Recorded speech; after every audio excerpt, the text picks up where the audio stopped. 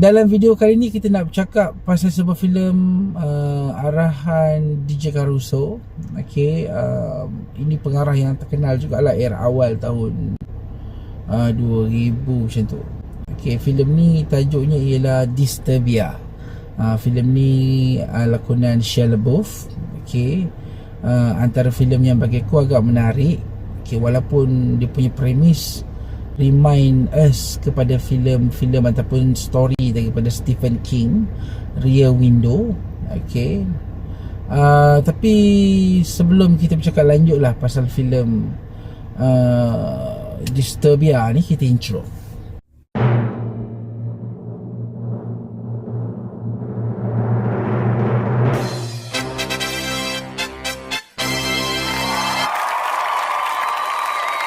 Baik, kalau hampa nak tahu movie ni sebelum ni, kalau hampa baca dekat wiki apa semua kan, movie ni pernah ada isu tau. Sebab yang owner filem asal Rear Window tu saman, sebab dia kata storyline lebih kurang.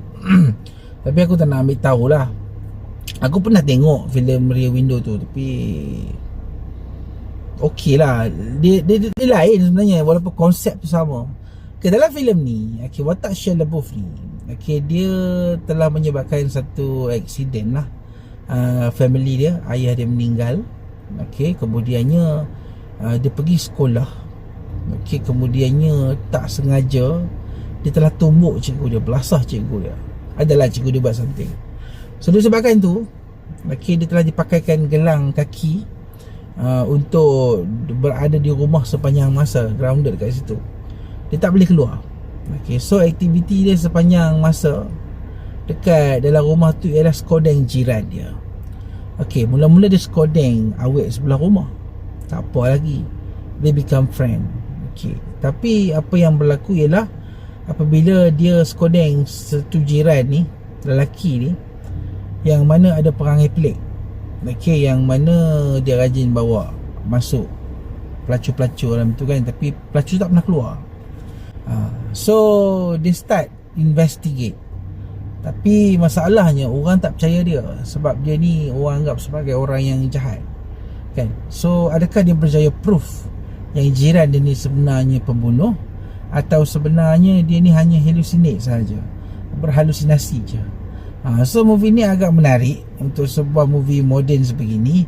Cuma storyline filem ni dia tak begitu direct into story pasal pembunuh tu. So itu yang menjadikan filem ni dia rasa lain. First half filem ni dia banyak bermain dengan watak utama kita lah, Shia LaBeouf ni, pasal emotion dia, pasal persahabatan dia dengan jiran sebelah tu, tentang emotion dia. Tapi pada masa yang sama dia duduk sulam lah pasal pembunuh tu. Sampai ke second half baru cerita Disturbia ni bawa penonton ke bahagian yang sepatutnya kita nak tu, iaitu tentang fokus kepada rumah pembunuh psiko tu. So at this moment, penulisan itu aku nampak seolah-olah macam nak perangkap penonton lah, bahawa sebenarnya dia ni siapa, betul-betul ke pembunuh atau tak. So bila kita tengok second half tu, perasaan kita bermain-main lah. Bagi siapa-siapa yang belum tahu, spoiler lah. Bagi siapa yang belum tahu, spoiler, dia sebenarnya tujuan nak mainkan, nak imbang kita sama dia ni jahat ke tak kan. Dan bagi aku bila sampai ke end of the story tu, kita faham lah ending dia macam mana kan. Dan bagi aku movie ni adalah movie yang biasa.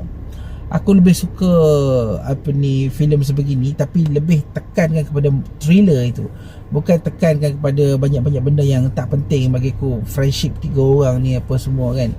Tapi kalau kata mungkin filem ni dibuat untuk expand world building dalam Disturbia itu sendiri, aku okey je. Tapi sampai sekarang aku tak nampak lah Disturbia 2 pula kan.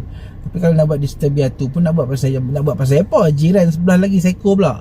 Dah jiran sebelah tu psycho, belah ni nak buat psycho lagi kan. So filem ni memang filem tunggal yang bagi aku okey, boleh layan, tapi tak boleh expect too much lah.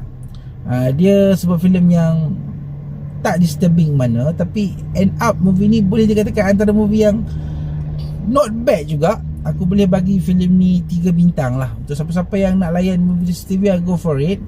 But you need to wait for some the world building untuk awal first half tu, sebelum second half tu barulah dia bawa kepada apa yang sepatutnya kan. Tapi dia tak begitu stres kan banyak perkara pasal pembunuh psycho ni. So itu yang menyebabkan kita rasa macam kita nak lagi, tapi kita tak dapat rasa apa yang sepatutnya dia bagi tu. Itu je lah. So aku rasa movie ni okey, boleh layan, tapi kalau dia buat lebih baik aku rasa okey lagi kan. Dan aku rasa itu sahaja review ringkas aku berkenaan dengan filem Disturbia. Kita jumpa lagi di video akan datang. Terima kasih. Assalamualaikum.